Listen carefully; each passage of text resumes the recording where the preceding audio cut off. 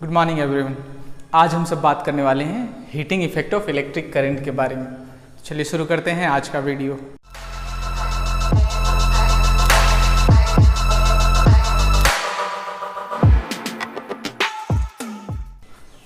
इस वीडियो में हम सब बात करने वाले हैं heating effect of electric current के बारे में। तो heating effect of electric current, सबसे पहले हम सब समझते हैं कि heating effect of electric current है क्या। जैसा कि नाम से ही आपको पता चल रहा है, वैसा करंट जो हीट प्रोड्यूस कर दे। ठीक है, अब हम सब समझते हैं इसमें कि करंट के कितने इफेक्ट होते हैं, उसके बाद इसके इलेक्ट्रॉनिक थ्योरी पर आएंगे। Effect of current, so effect of electric current, electric current के कितने इफेक्ट होते हैं। पहला जो इफेक्ट है जिसको आप केमिस्ट्री में पढ़ते होंगे, chemical effect. Chemical effect of electric current.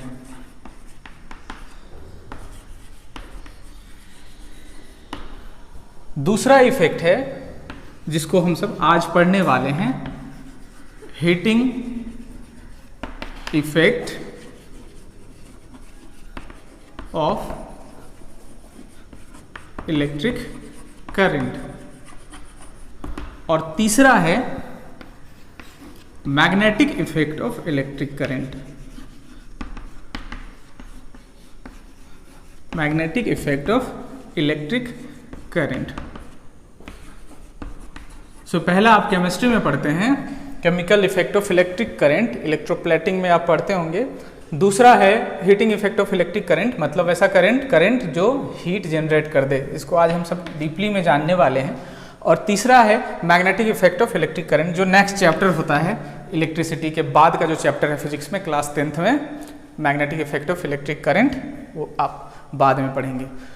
सबसे पहले अब हम सब समझते हैं heating effect of electric current को। Heating effect of electric current है क्या।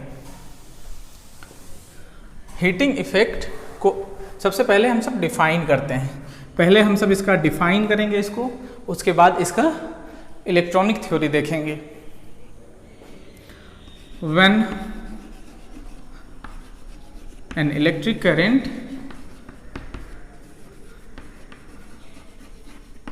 सपोज I फ्लोज थ्रू, जब कोई electric current I flows through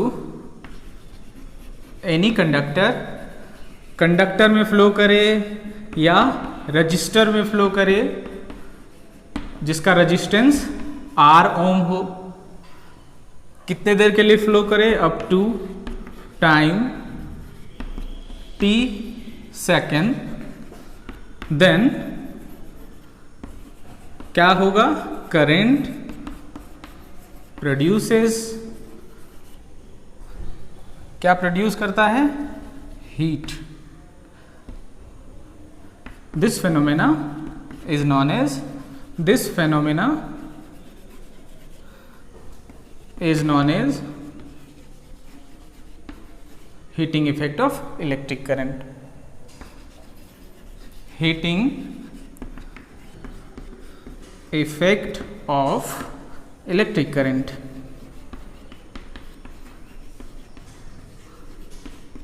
कितना करंट होगा, कितना हीट होगा, कितना हीट जनरेट होगा। तो जूल्स लॉ के अकॉर्डिंग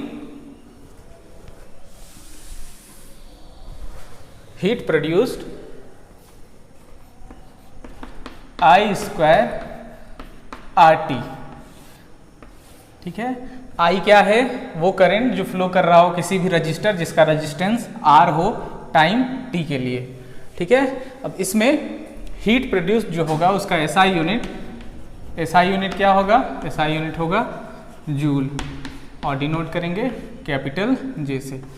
CGS यूनिट इसका है अर्ग, CGS यूनिट अर्ग, सो 1 जूल 10 to the power 7 अर्ग होता है।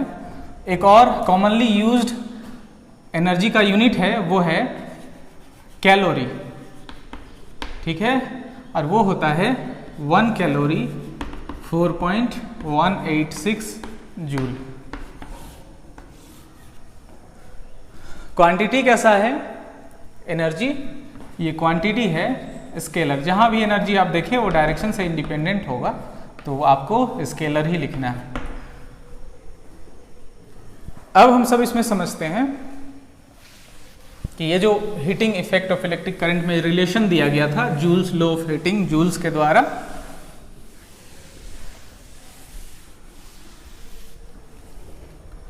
इस लॉ को बोला जाता है जूल्स लॉ ऑफ हीटिंग।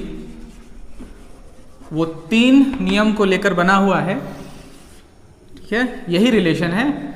सारा स्टेटमेंट सेम होगा, I² RT,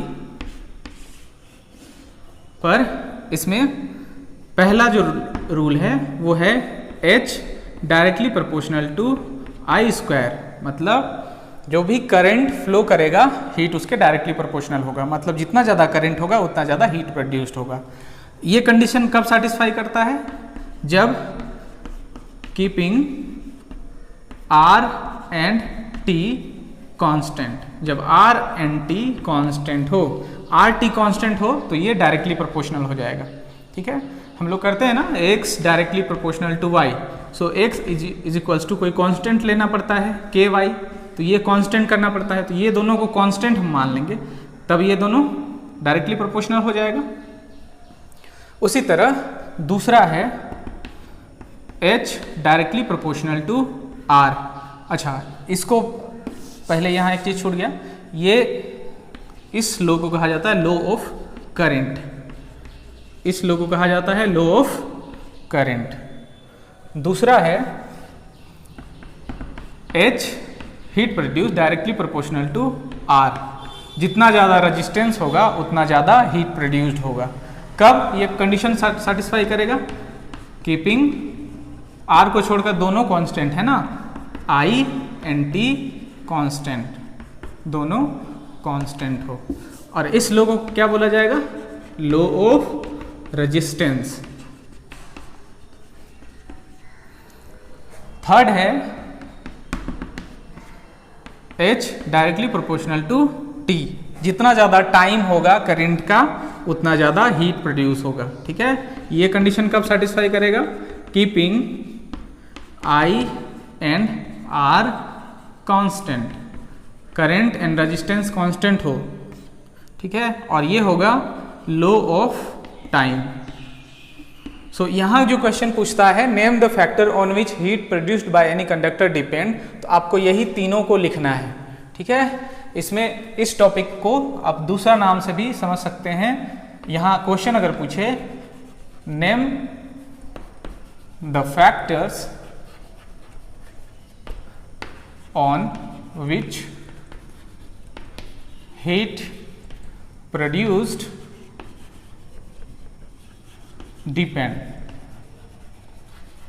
तभी आपको यही लिखना है, इन्हीं 3 फैक्टर पर डिपेंड करता है। अब इन 3 फैक्टर को थोड़ा समझ लेते हैं। यहाँ करंट का स्क्वायर जितना ज़्यादा होगा हीट उतना ही ज़्यादा होगा, किसी भी कंडक्टर में, किसी भी रजिस्टेंस में जितना ज़्यादा करंट फ्लो करेगा उतना ज़्यादा वो हीट प्रोड्यूस करेगा, ठीक है। दूसरा, जितना ज़्यादा रजिस्टेंस होगा उतना ज़्यादा हीट प्रोड्यूस होगा। सो इसके जगह में, रेजिस्टेंस के जगह में हम सब क्या यूज करते हैं? एलॉय, ठीक है, एलॉय यूज किया जाता है। क्यों? एलॉय का रेजिस्टेंस ज़्यादा होता है, कंडक्टर की तुलना में एलॉय का रेजिस्टेंस ज़्यादा होता है। सो एलॉय यूज होता है because alloy has greater resistance. यहाँ क्वेश्चन पूछता है why alloy has been used as an heating element, तो आपको लिखना है because alloy has greater resistance with respect to conductor, ठीक है। दूसरा है, यहाँ जो तीसरा है टाइम, मतलब जितना ज़्यादा समय के लिए जितना ज़्यादा समय के लिए करंट फ्लो करेगा उस कंडक्टर में उतना ज़्यादा वो हीट प्रोड्यूस करेगा। इसके लिए ये जो हीटिंग एलिमेंट है, जो भी एलिमेंट यूज होता है वो हेलिकल शेप में बना दिया जाता है। आयरन में, इलेक्ट्रिक आयरन में आपने देखा होगा कंडक्टर या रेजिस्टेंस का शेप ऐसा होता है। उसके पीछे लॉजिक यही है कि करंट जब भी यहाँ इंटर करे तो ज़्यादा समय के लिए यहाँ टिक पाएगा, ज़्यादा समय के लिए टिकेगा तो हीट ज़्यादा होगा। इसको आप ऐसे भी बना सकते थे, लेकिन उसमें क्या होता कि करंट तुरंत वापस आ जाता, तो हीट कम बनेगा। ठीक है, सो स्पाइरल शेप यूज होता है, उसके पीछे लॉजिक यही है। वाटर इमर्शन में भी यूज होता है। जितने भी हीटिंग एलिमेंट हैं सारे एलिमेंट में आपको स्पाइरल ही यूज होता है।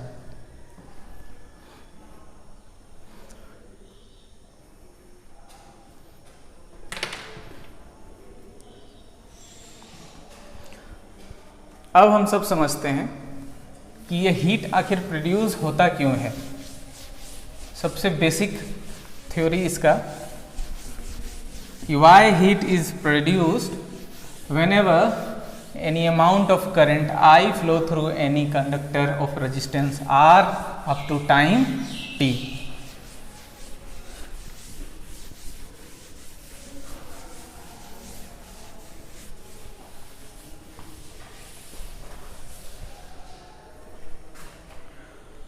सबसे पहले हम सब कंडक्टर को समझना पड़ेगा। ये जो फिगर हम बनाया गया था, ये रेजिस्टेंस किसी कंडक्टर का रेजिस्टेंस R है या कोई रजिस्टर है जिसका रेजिस्टेंस R है, इसमें करंट फ्लो कर रहा है I कितने समय के लिए, t सेकेंड के लिए, ठीक है, t टाइम के लिए। तो इस पर हीट जो प्रोड्यूस होगा, इसका जो सर्किट होता वो ऐसा होता, ठीक है, वहाँ अधूरा सर्किट था, ऐसा होता। हीट जो प्रोड्यूस होगा वो होगा I² RT। तो इस को हम सब जूम करके बनाते हैं, ठीक है। तो ये आपका कंडक्टर है या रजिस्टर है जिसका रेजिस्टेंस R है। तो कंडक्टर में होता क्या है, जनरली कंडक्टर में होता क्या है, कंडक्टर में आपको पता है फ्री इलेक्ट्रॉन्स होते हैं। कंडक्टर्स में फ्री इलेक्ट्रॉन्स होते हैं, बहुत ज़्यादा फ्री इलेक्ट्रॉन्स होते हैं। फ्री इलेक्ट्रॉन्स को E- से हम सब डिनोट कर रहे हैं, ठीक है। इलेक्ट्रॉन नेगेटिवली चार्ज पार्टिकल होते हैं। इलेक्ट्रॉन क्या होते हैं, नेगेटिवली चार्ज्ड पार्टिकल होते हैं, जिन पर चार्ज कितना होता है 1.6 × 10⁻⁻19 कूलम। अब ये फ्री इलेक्ट्रॉन होंगे, तो फ्री इलेक्ट्रॉन जहां से बने होंगे, एटम्स इनिशियली क्या होता है, न्यूट्रल होता है, मतलब जितना प्रोटॉन होता है उतना इलेक्ट्रॉन होता है, ठीक है, जितना प्रोटॉन उतना इलेक्ट्रॉन। तो कभी भी इलेक्ट्रॉन जो लास्ट ऑर्बिट का इलेक्ट्रॉन निकल जाता है वो वैलेंस इलेक्ट्रॉन होता है, वही बनता है आपका फ्री इलेक्ट्रॉन। तो फ्री इलेक्ट्रॉन जब निकल जाएगा तो एटम आपका क्या बन जाएगा, एटम बन जाएगा पॉजिटिव आयंस, ठीक है। तो इलेक्ट्रॉन्स के साथ आपके पास होता है पॉजिटिव आयंस भी, ठीक है।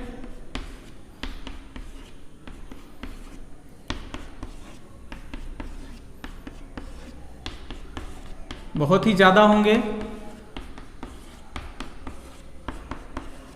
सो पॉजिटिव क्या बता रहा है, यहाँ पॉजिटिव बता रहा है पॉजिटिव आयंस, और E- क्या बता रहा है, यहाँ बता रहा है फ्री इलेक्ट्रॉन्स। फ्री इलेक्ट्रॉन्स इसका नाम क्यों पड़ा, क्योंकि free electrons are able to move anywhere inside the metal, not the outside, है ना। सो यहाँ आपको याद रखना है free electrons are able to move anywhere inside the metal. Inside the metal, outside नहीं जा पाएगा, क्योंकि जैसे वो आउटसाइड जाना चाहेगा वो सरफेस पॉजिटिव हो जाएगा और दोनों में कूलम फोर्स काम करेगा और वो अट्रैक्ट करेगा, ठीक है। तो ये फ्री इलेक्ट्रॉन्स हैं और ये आयंस हैं, ठीक है।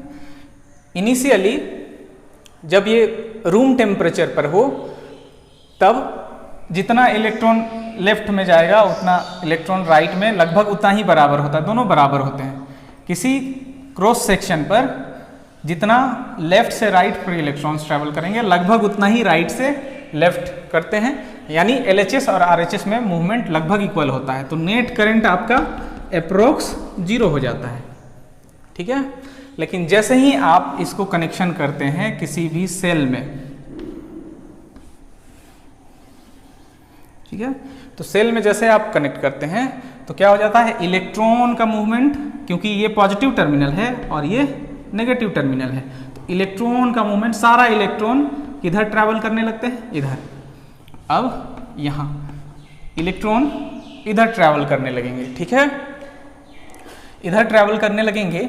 और ये जो पॉजिटिव आयन है वो क्योंकि बहुत भारी होते हैं, वो ट्रैवल नहीं कर सकते, वो क्या करेंगे, वाइब्रेट करने लगेंगे। सो ये क्या करने लगेंगे, पॉजिटिव आयन वाइब्रेट करने लगेंगे, ठीक है। तो वाइब्रेट करने लगेंगे, तो वाइब्रेशन से हमेशा हीट प्रोड्यूस होता है, आपको याद रखना है। वाइब्रेशन जब भी होगा, where there is a vibration there must be a heat. इसका एग्जांपल है, जब आपको बहुत ज़्यादा ठंड लगती है तो आप कांपने लगते हैं। कांपने के पीछे बॉडी का लॉजिक ये होता है कि वो हीट प्रोड्यूस कर रहा होता है बॉडी का टेम्परेचर बढ़ाने के लिए, ठीक है। तो ये वाइब्रेट करने लगते हैं, अपने जगह पे ये आगे पीछे वाइब्रेट करने लगते हैं, जिसके कारण हीट प्रोड्यूस होता है, ठीक है। यहाँ जो इलेक्ट्रॉन इधर अट्रैक्ट होगा, ठीक है, तो इलेक्ट्रॉन करंट का जो डायरेक्शन होगा वो तो आपको पता है, इलेक्ट्रॉन करंट का डायरेक्शन इधर है, और कन्वेंशनल हम लोग करंट इधर लेते हैं, ये कन्वेंशनल करंट है और ये इलेक्ट्रॉन करंट है, ठीक है। अब यहाँ हम सब समझते हैं रेजिस्टेंस क्या होता है। तो जैसे आप पोटेंशियल डिफरेंस या वोल्टेज अप्लाई करते हैं, इलेक्ट्रॉन इधर अट्रैक्ट होने लगते हैं, जिसके कारण इनका काइनेटिक एनर्जी बढ़ता है, और ये क्या, कोलिजन, टक्कर बढ़ने लगता है, ठीक है, कोलिजन बढ़ने लगेगा, टक्कर बढ़ने लगेगा। और यही टक्कर, जो कोलिजन है, वही रेजिस्टेंस है, क्योंकि इलेक्ट्रॉन टक्कर कर रहे हैं पॉजिटिव आयन से, तो इलेक्ट्रॉन को ट्रैवल होने में परेशानी हो रही है। इलेक्ट्रॉन को ट्रैवल होने में परेशानी हो रही है, तो उनके ऊपर जो चार्ज है उनको भी फ्लो होने में परेशानी हो रही है।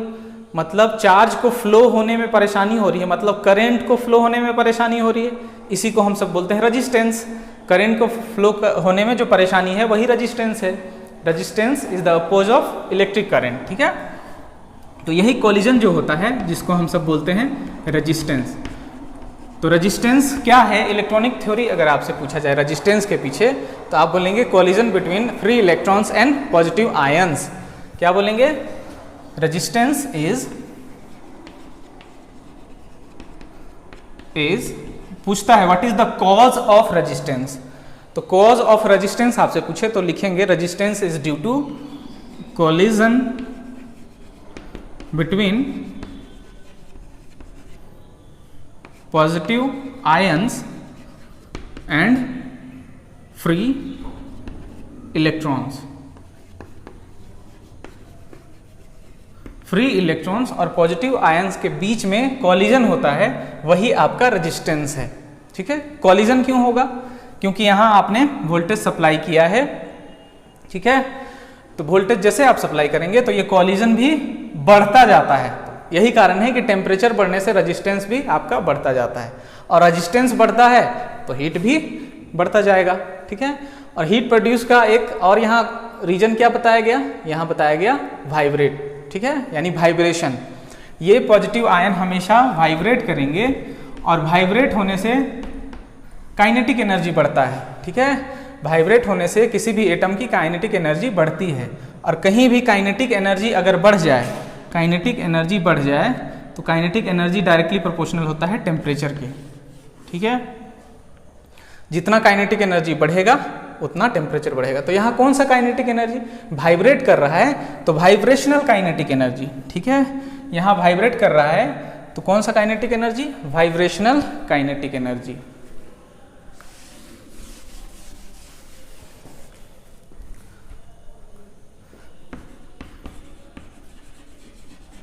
काइनेटिक एनर्जी तीन तरीके का हो सकता है, या तो ट्रांसलेशनल, या तो वाइब्रेशनल, या तो रोटेशनल, ठीक है। तो यहाँ ये वाइब्रेट हो रहा है, vibrational kinetic energy directly proportional to क्या हो जाएगा, टेम्परेचर। और टेम्परेचर बढ़ेगा, टेम्परेचर बढ़ेगा मतलब हीट प्रोड्यूस हो रहा है, ठीक है, यानी हीट रिलीज होंगे। सो हीट रिलीज्ड, तो यही है electronic theory of heating effect of electric current. ठीक है, इनिशियली इस पर कुछ रेजिस्टेंस होता है रूम टेम्परेचर में। ठीक है, और जैसे ही आप पोटेंशियल डिफरेंस अप्लाई करते हैं ये रेजिस्टेंस और बढ़ता जाता है। क्यों? क्योंकि कोलिजन बढ़ता जाता है। ठीक है, कोलिजन अगर बढ़ेगा, टक्कर अगर बढ़ने लगेगा, कोलिजन किसके बीच में? कोलिजन हो रहा है पॉजिटिव आयन और and free electrons. Free electrons के बीच में, फ्री इलेक्ट्रॉन्स के बीच में कोलिजन बढ़ेगा तो रेजिस्टेंस भी बढ़ेगा, रेजिस्टेंस इंक्रीज करेगा। और रेजिस्टेंस इंक्रीज करेगा तो हीट भी ज़्यादा होगा। ठीक है, करंट तो ऑलरेडी है ही। अब टाइम के लिए आते हैं, तो टाइम के लिए इसका शेप को हेलिकल या स्पाइरल बना दिया जाता है। ठीक है, यहाँ दूसरा कारण और क्या बताया गया है? काइनेटिक एनर्जी बढ़ता है तो टेम्परेचर बढ़ता है। ठीक है, काइनेटिक एनर्जी क्यों बढ़ेगा? क्योंकि ये वाइब्रेट होने लगेंगे। जैसे यहाँ वोल्टेज अप्लाई करेंगे ये अपनी जगह पे वाइब्रेट होने लगेंगे। क्यों? क्योंकि ये पॉजिटिव है। ठीक है, ये positive terminal in positive ion को अपनी ओर क्या करेगा? सॉरी, ये पॉजिटिव टर्मिनल ये पॉजिटिव आयन को रिपल करेगा और ये नेगेटिव आयन क्या करे? नेगेटिव टर्मिनल क्या करेगा? नेगेटिव टर्मिनल पॉजिटिव को क्या करेगा? अट्रैक्ट करना चाहेगा। तो किसी भी पॉजिटिव आयन पर एक समय में दो फोर्स काम करेगा। ठीक है, कौन सा फोर्स काम करेगा?